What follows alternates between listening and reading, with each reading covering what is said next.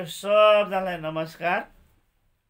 आज हाम्रो एकजना साथी गणेश नेउपाने ज्यूले यो म त खादिनँ कुवाको पानी भन्ने गीत सिकाइदिनु न सर भनेर भन्नुभएको भएर यो विशेष गरेर चाहिँ उहाँको अनुरोधलाई चाहिँ स्वीकार गरेर एउटा गीत तयार गरेको छु। मैले यो एकदम सिम्पल भन्दा सिम्पल तरिकाले बजाउने कोसिस गरेको छु है। यो गीत मैले पनि पहिला प्र्याक्टिस गरेको थिइनँ।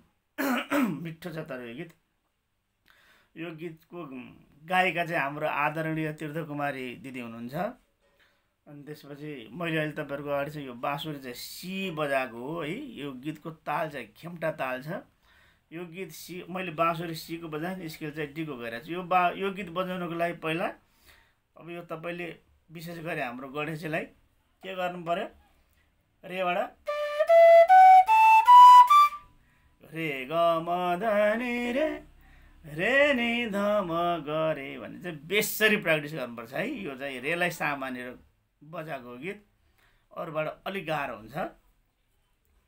यहाँबाट चाहिँ अलिक सजिलो हुन्छ। अनि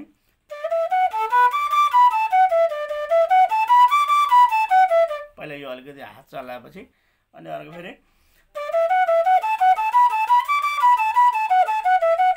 यसरी गरेपछि चाहिँ अनि बल्ल यो गीत आउँछ। अब यसरी लेसन गरेपछि मैले यदि भनिदिएपछि यसमा के छ भन्ने नोट थाहा भइहाल्यो।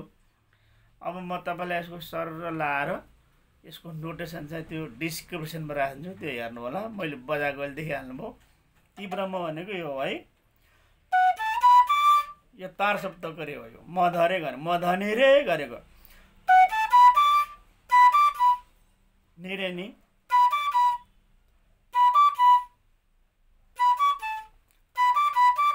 यसरी जान्छ। निरे नि निरे द मधरे नि गरेको यो जाँदा फ्याट्ट बज्दाखेरि चाहिँ जान्छ यो है। म टुक्रा सबै तपाईँलाई सजिलो तरिकाले लेखिदिन्छु डिस्क्रिप्सनमा, नै गर्नु। हात हेर्नुहोस् है त।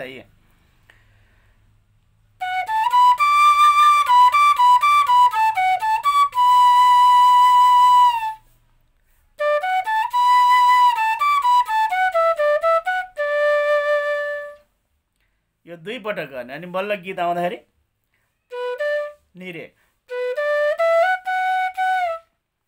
यसले म त खाँदैन भने नि होइन।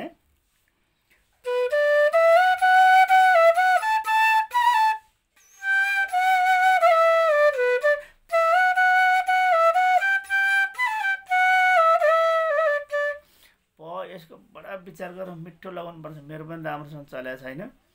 तपाईँहरूलाई मैले आकार यो अलिकति टाकटुक तपाईँ सक्नुहुने भएर हाम्रो गणेशजीलाई चाहिँ मैले दिएको हो। अरू साथीहरूलाई पनि काम लाग्छ। नोटेसन सिम्पल तरिकाले डिस्क्रिप्सनमा राखिदिएको हुन्छु। अरू सबै भनिहालेँ। आशा छ राम्रोसँग बुझ्नुभयो होला। प्र्याक्टिस चाहिँ बेसरी गर्नुपर्छ। ल, तपाईँहरू सबजनालाई मेरो धेरै धेरै शुभकामना। धन्यवाद।